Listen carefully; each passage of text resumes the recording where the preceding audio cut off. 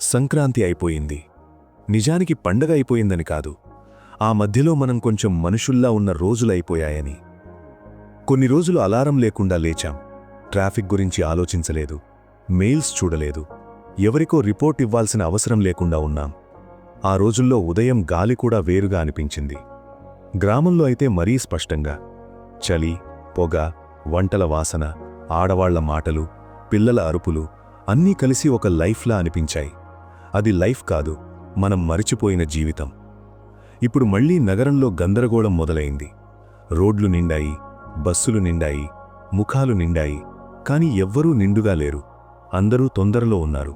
ఎక్కడికో వెళ్ళాలి, ఏదో చెయ్యాలి, ఎవరికో రుజువు చెయ్యాలి. ఉదయం లేచి అద్దంలో చూసుకుంటే మన ముఖం మనకే కొత్తగా కనిపిస్తుంది. నిన్న వరకు అమ్మ ఇంట్లో పచ్చడి కలుపుకుంటూ కూర్చున్న మనిషి ఈరోజు షర్ట్ లోపల ఇరుక్కుని ఐడీ కార్డు వేసుకుని ఇంకొక మనిషి అయిపోయాడు. ఇదంతా ఎంత సహజంగా జరుగుతుందంటే మనకి అసలు షాక్ కూడా ఉండదు. సంక్రాంతి సెలవుల్లో అందరూ ఊరికి వెళ్లారు. ఊరికి వెళ్లడం అంటే ఇంటికి వెళ్లడం కాదు, మన మూలానికి వెళ్లడం. అక్కడ ఎవ్వరూ ఏం చేస్తున్నావని అడగరు. అడిగినా ఆ ప్రశ్నలో ఒత్తిడి ఉండదు. కూర్చోమంటారు, తినమంటారు, మాట్లాడమంటారు. మనం ఏదైనా అయి ఉండాలి అనే డిమాండ్ ఉండదు. అలా 4 రోజులు గడిచాక మనకనిపిస్తుంది, బహుశా లైఫ్ ఇలానే ఉండాలి అనుకుంటా అని. కానీ ఆ ఆలోచన రిటర్న్ టికెట్ వరకే ఉంటుంది. బస్టాండ్ వచ్చేసరికి మళ్లీ మనం రియాలిటీకి అడ్జస్ట్ అయిపోతాం. ఇప్పుడు మళ్లీ కార్పొరేట్ బానిసలు వచ్చారు అంటారు. నిజమే, కానీ ఆ మాట వింటే కొందరికి కోపం వస్తుంది. మేము బానిసలు కాదు, మేము కెరియర్ చేస్తున్నామంటారు. కూలీకి బానిసత్వం బయట కనిపిస్తుంది, కార్పొరేట్ ఉద్యోగికి బానిసత్వం లోపల దాచిపెడతారు. ఇద్దరిదీ ఒకటే కథ. తేడా ఏంటంటే ఒకడికి రోజుకు జీతం, ఇంకొకడికి నెలకు జీతం. ఒకడికి ఎండ, ఇంకొకడికి ఏసీ. కాని ఇద్దరికీ టైం వాళ్లది కాదు. ఉదయం ఆఫీస్కి వెళ్లేవాళ్లని చూస్తే తెలుస్తుంది, ఎవ్వరూ సంతోషంగా లేరు అని.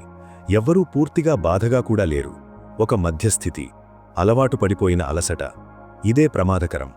బాధ ఉంటే బయటపడుతుంది, అలసట అలవాటైపోతే అది జీవితమైపోతుంది. మనం జీవించడం మానేసి పనిచేయడం మొదలుపెడతాం. సంక్రాంతి రోజుల్లో ఒకడు పొలం దగ్గర నిలబడి ఫోటో దిగాడు. ఆ ఫోటోకి క్యాప్షన్ పెట్టాడు, బ్యాక్ టు రూట్స్. పండగ అయిపోయింది. ఇప్పుడతను ఆఫీసులో కూర్చుని ప్లీజ్ ఫైండ్ ది అటాచ్డ్ అని మెయిల్ రాస్తున్నాడు. రూట్స్ ఎక్కడ ఉన్నాయి? ఆ ఫోటోలోనా లేక ఆ మెయిల్లోనా? మనం ప్రతి పండగకి ఒక అబద్ధం చెబుతాం. 4 రోజులు బ్రతికి మిగతా రోజులు అదే జీవితం కొనసాగిస్తాం. సిటీలో జీవితం చాలా వేగంగా ఉంటుంది, కానీ ఆ వేగానికి దిశ ఉండదు. అందరూ పరుగెడుతున్నారు. ఎవరినైనా అడిగితే బిజీ అంటారు. బిజీ అంటే ఏంటి? మనకి మన మీద టైం లేకపోవడం, మనకి మన ఆలోచనలు వినిపించుకోలేని స్థితి. అందుకే పండగలప్పుడు చాలామందికి అసౌకర్యంగా ఉంటుంది. నిశ్శబ్దం భరించలేరు. ఫోన్ కావాలి, శబ్దం కావాలి, ఏదైనా కావాలి. ఎందుకంటే నిశ్శబ్దంలో మన గొంతు మనకే వినిపిస్తుంది. సంక్రాంతి అయిపోయాక ఆ గొంతు మళ్లీ మూగపోయింది. ఆఫీసు శబ్దాల్లో, ట్రాఫిక్ హారన్లలో, కాల్స్లలో అది మాయమైపోయింది. కానీ లోపల ఎక్కడో ఒక చిన్న అసంతృప్తి ఉంటుంది. పేరు పెట్టలేని అసహనం. ఇది నా లైఫేనా అనే ప్రశ్న. ఆ ప్రశ్నకి సమాధానం వెతకడానికి టైం ఉండదు. ఎందుకంటే రేపు ఆఫీసు ఉందిగా. కూలీలు మళ్లీ పనికి వచ్చారు. ఉదయం నుంచి సాయంత్రం వరకు ఎండలో పనిచేస్తారు. వాళ్లకు సెలవులు అంటే డబ్బు పోవడం. కార్పొరేట్ వాళ్లకు సెలవులు అంటే మెయిల్స్ పెరగడం.